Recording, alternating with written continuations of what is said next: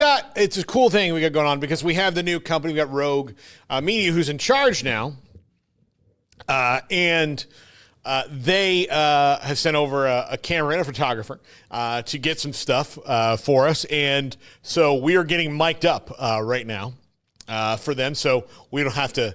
We could send it, like I tell you, this is really like weird behind the scenes stuff.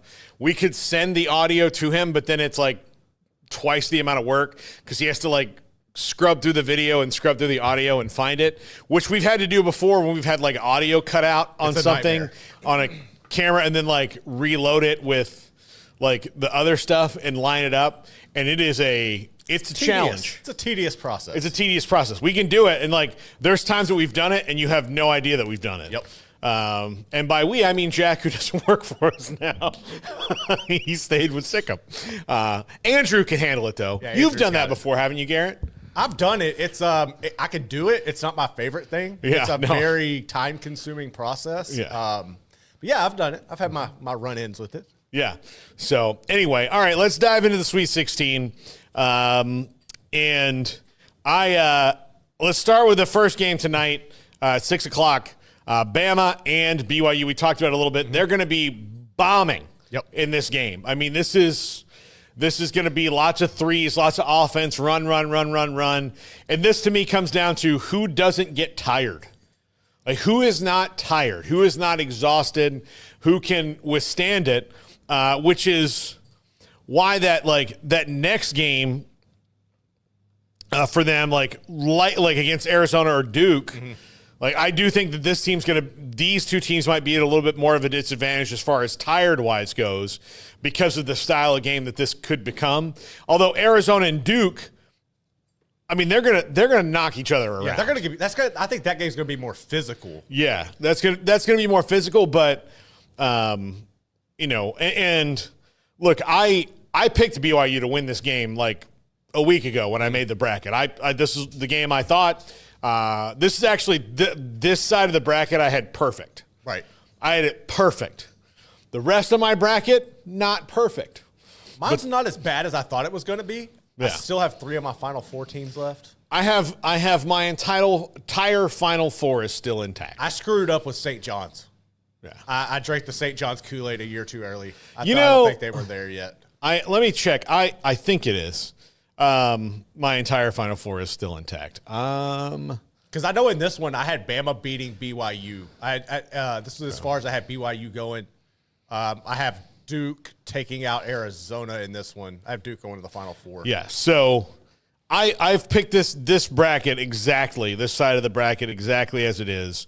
But my Final Four is Florida, Michigan State, Duke, and Houston. So mine's Houston, Auburn, Duke, and it was St. John's. And I got Houston beating Auburn, which I haven't felt good ever since I picked Houston. I've just kind of been waiting. Like I hope Houston wins it. Like for the city, for that program, for the Big 12. Like I really hope they finally can win one. I just feel I'm not confident in it yet. Yeah.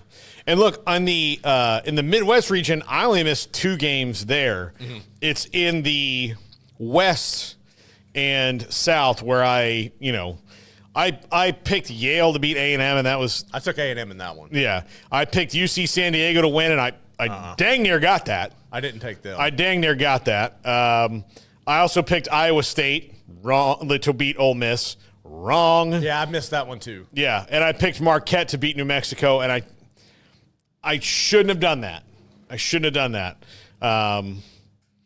I think the dumbest picks I made were the dumbest one was probably Gonzaga getting beat by Georgia in the first round, just because I don't really like Gonzaga. Yeah. And then the same thing happened to me last year. I picked McNeese to go on a run, and I picked McNeese to beat Purdue, which obviously was not good. That's just because of my infatuation with Will Wade. McNeese and UCLA were the only teams I picked to advance that didn't pass where I picked McNeese right the first time. Right. Then I picked them to beat Purdue. They obviously didn't. Yeah. And I picked UCLA to beat Utah State, which they did.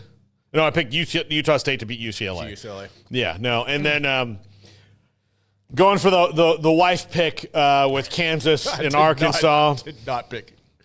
I did not. And then I had picked St. John's to beat Arkansas, and that was wrong. I also picked Grand Canyon to beat Maryland. Not even close. And I picked Memphis to beat Colorado State. I did pick that. Yeah. And so, like, that game I had completely wrong. Completely wrong. Like, so I had both my, like, 5-12s and 4-13s in the South and West were wrong all together. So I didn't. That was one thing this year with the bracket, and I think given how everything has unfolded during this tournament, where you're seeing the brands and the who's who that have really the deeper pockets in the SEC take this over, I don't think you're going to see as many upset picks going forward. Like I didn't. But see, feel here's it the this thing.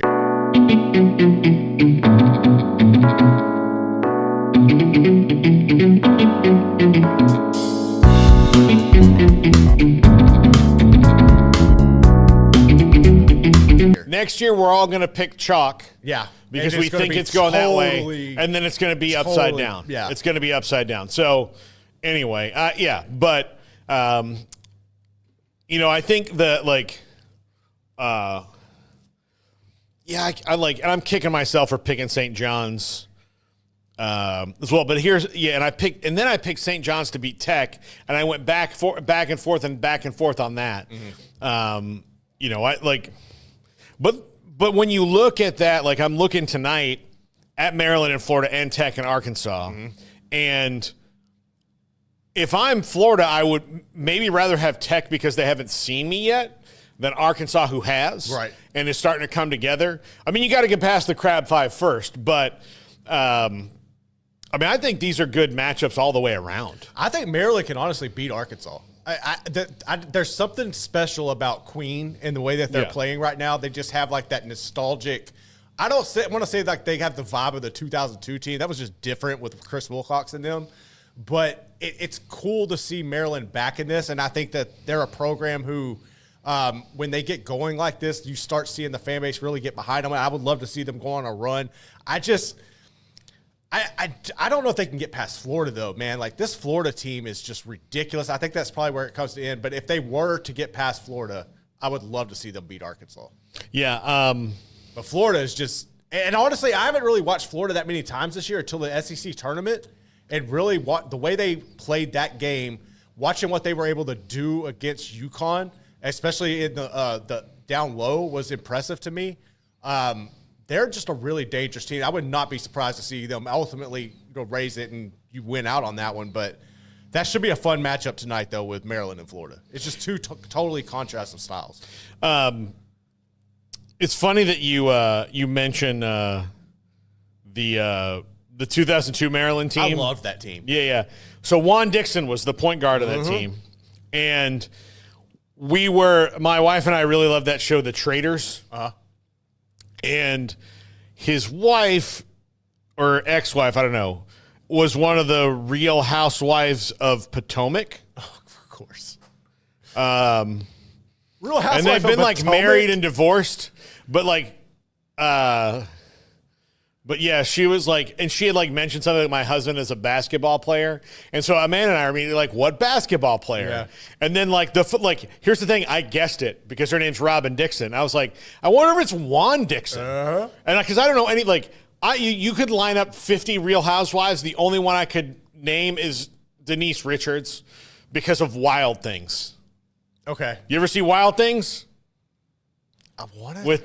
With Matt Dillon and Kevin Bacon and Nev Campbell and Denise Richards? I don't think I have. Oh, I'm going to be honest. Let me tell you. It's something I need to check out? Let me tell you. I mean, don't let the kids see it, but let me tell you, Wild Things was wonderful. Okay. I have to check this out. Really good Bill Murray cameo role in it. Love a good Bill Murray cameo. The legendary Robert Wagner's in it. But yeah, I like... It's got a scene in it, but a couple of scenes in it that you're like, hello. Okay. Yeah, it came out in like my senior year of high school. And then you think of like 97, 98 when it came out, like when you watch this movie, you're like, oh, they are breaking some boundaries here. Oh, it's one of those things. Yes. Denise Richards has never done another good movie. No. She might have been in Starship Troopers. I don't know. That was good. But, like, yeah. But anyway, I was like, oh, Juan Dixon. So it's funny that you mentioned that because I, like. That team was awesome, man. Yeah, they were. Yeah. Juan Dixon, man. He was, little dude, too. He was, 6'3", 164. I'm looking at him right now. Lonnie Baxter was on that team. Steve Blake. Yeah, they were good. That was a really, really good team. Byron Mouton, I remember him. Yeah. He was one of their better players. So, anyway, but I think you look at Maryland, like they could give Florida problems. Florida's offense is just so good. So good. And Walter Clayton Jr., like, he's the best shooter in this whole thing. I'm glad you said that. So yesterday I had King in here, and he was doing the breakdowns, and he broke down Walter Clayton Jr.'s game. And, like, when you really slow it down, the degree of difficulty on his shots, 95% of his shots, I don't know how many players can make it. Just the acumen, the separation he creates, it's ridiculous. You know, it's funny, like, so he's now in the post-Steph Curry generation of guys. And there was a time where a guy like Steph Curry wasn't, like, his size and his, you know, he was just not, like, he wasn't the scorer, fit, right? He wasn't. The NBA was looking for something different. And the other thing is, like, also, you know, the most popular players of eras are going to be mostly the guys who score the most points, correct, right? So in the post-Jordan era, like, you've got guys who are, like, I guess Jordan and Magic kind of, like, Reggie Miller, like, coincide, yeah. Kind of coincide. Larry Bird, like, you know, the guys who scored, like, the different types of, like, if you were long and could shoot, you were like Larry Bird. If you could run the point and were tall and athletic, like Magic, and score, your Magic. If you can do everything, you're Jordan, right? And, you know, and then, like, Reggie Miller was just that pure, like, just dead-eye shooter. That Steph is more like Reggie Miller than any of those other players, right? So, like, yeah, his game is more like Reggie's. Like and, like, even better, like, so Steph is like Ray Allen and Reggie mix in a way. Yeah, exactly. So, like, so when you got a guy like Walter Clayton coming up, and, like, he's built similar to Steph, like, he's not super tall. I mean, he's not short, but he's not like he's not a 6'7" point guard. Yeah, he's like 6'3". So, like, he's your normal point guard size. So Steph's game for the younger players for all this time. Now, if you are a guy who's a 6'3", 6'4" point guard like Steph Curry is, you're going to model your game after him because he's the best shooter in the history of the NBA. Like, the best shooter in the history of the NBA. There is no one you're going to convince me, like, you know, in the greatest player of all time debate, you can get into the, like, is it Jordan? Is it LeBron? Is it Kobe? Is it Bill Russell? Is it Magic? Like, Steph. Yeah, you know, like, all that, you can get into that. And I don't like the GOAT debate anyway. I don't either. But when you get into the best shooter of all time, it's him. It's Steph. It's him. He stands alone in doing what he's done. And so when you see, like, I watch Walter Clayton, and I see a guy, and I don't want to say he's the next Steph Curry, but I see someone who has modeled his game after that. Has. And it's working. He's been able to do that. You know, look, it's like in golf. Like, post-Tiger, there's a lot more long knockers out there. There's a lot of guys who, you know, approach the game in the way that Tiger did as opposed to the way that Palmer and Nicklaus did, you know.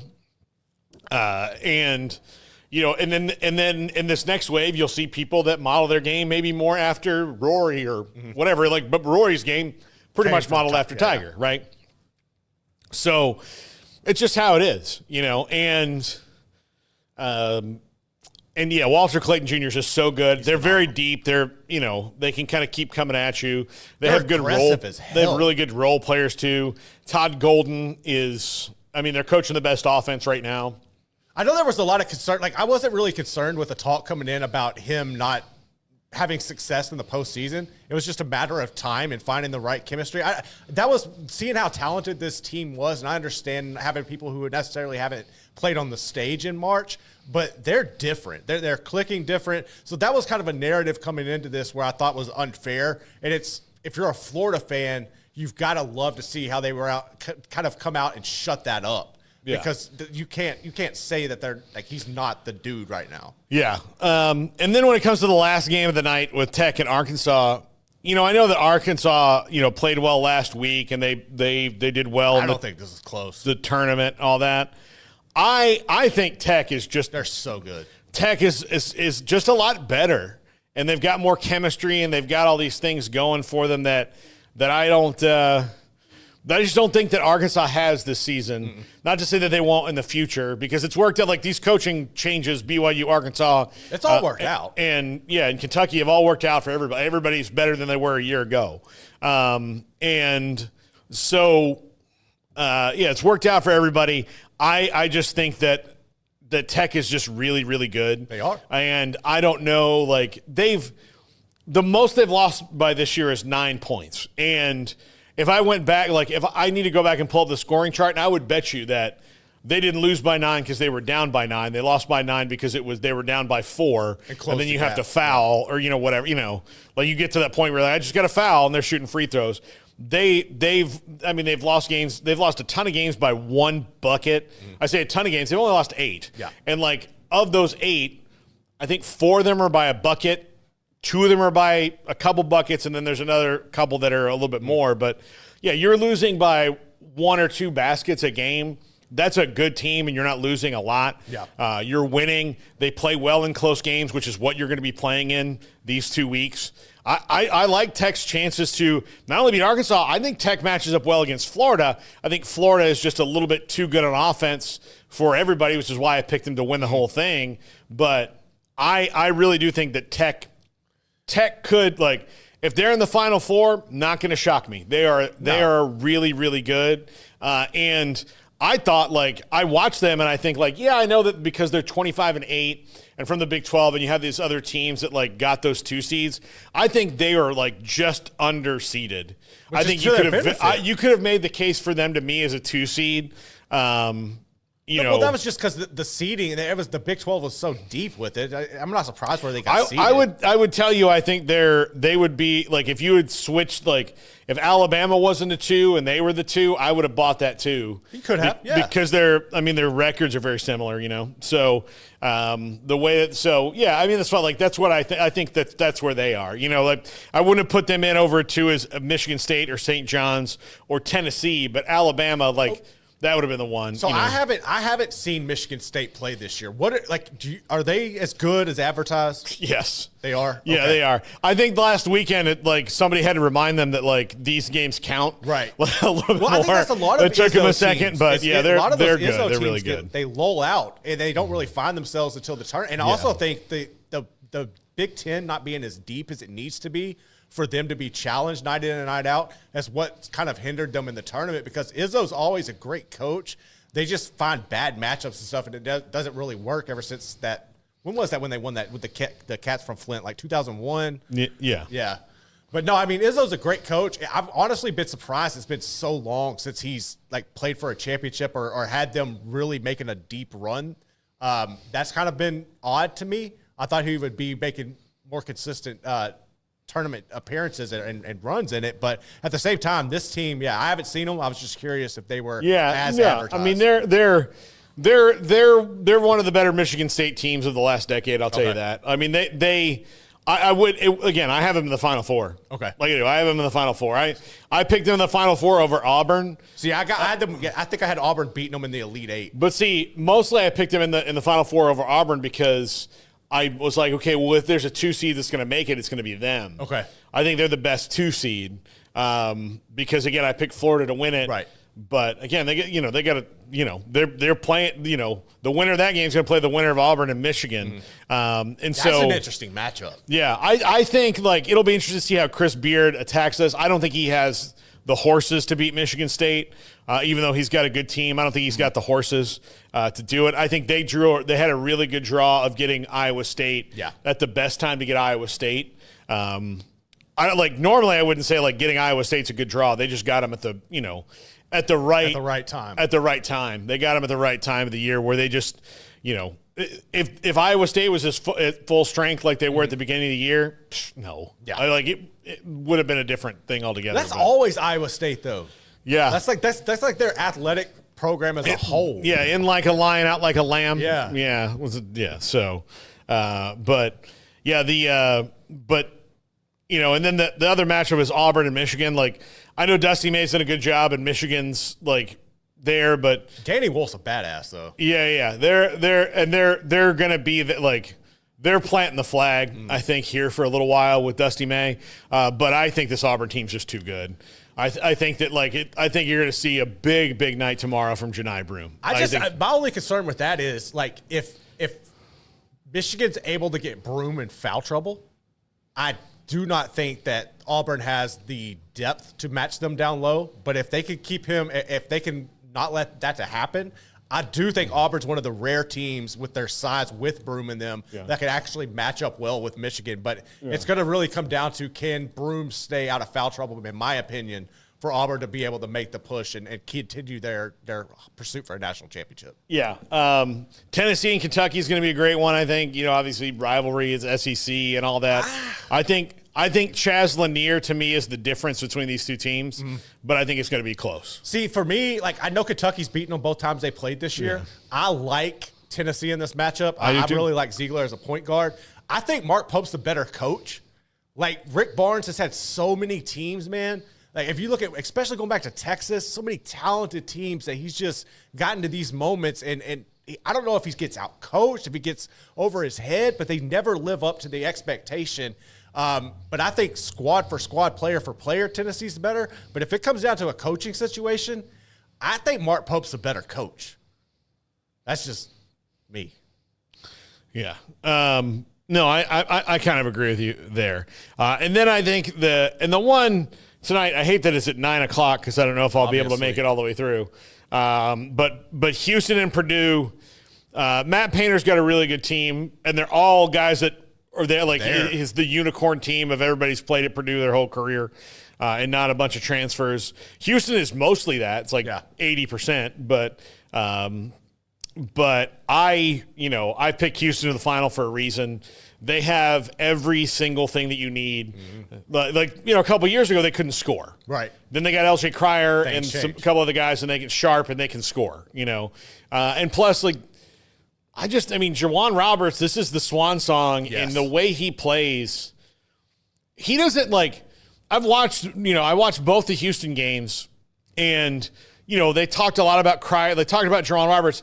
I don't think people understand how important he is and how problematic he is for people because of that left hand.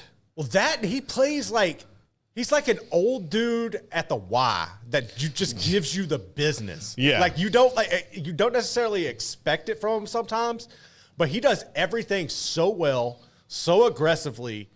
He's the prototypical player for that program. And there's a lot of people that don't have that tick. Like, he's not the biggest, he's not the strongest. Like, you could tell he's had to grind to get to the position he's in, and he doesn't take any possession for granted. And I think that's what makes him special and separates him from a lot of the guys that you see in this tournament. Yeah. And